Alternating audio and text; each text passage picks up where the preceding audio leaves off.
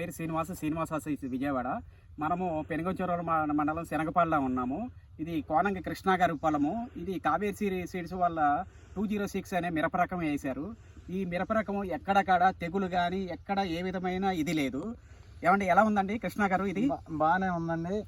మేము కావేరి స్పీడ్స్ ఈ ఊళ్ళో ఎవరు వేయలేదండి. మేము వేద్దాం అనేది అనుకొని వేసామండి.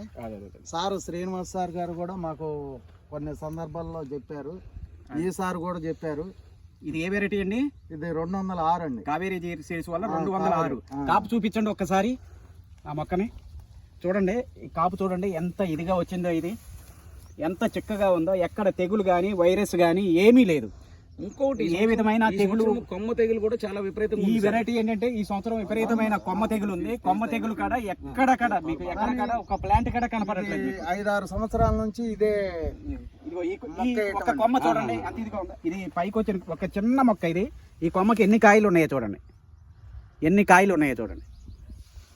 ఇది కావేరి సీడ్స్ వాళ్ళు 206 అండి. ఇది అయితే ఈయన 3 ఎకరాలు వేసారు. 3 ఎకరాల కాడ ఇప్పుడు నాకు తెలిసి 75 క్వింటాలు కాయ ఇప్పుడు రెడీగా కాపు అయితే ఉంది. ఇప్పుడు ఇక్కడ ఫ్రెష్గా ఇప్పుడు వేసిన తోట ఎట్లా ఉందో అట్లా ఉంది ఇది. థ్యాంక్ యూ సార్ శ్రీనివాస్ గారు. ఓకే, మీరు మాకు మా మార్కెట్లో అంటే ఏపీ మార్కెట్లో ఒక పెద్ద డిస్ట్రిబ్యూటర్లు ఉంటే అందులో మీరు one of the big distributor. ఇంకొకటి మాకు ఏంటంటే విజయవాడలో ఒక ప్రోడక్ట్ వేసిందంటే ఆల్ ఓవర్ ఏపీలో ఆ ప్రోడక్ట్ డిమాండ్ వస్తుంది.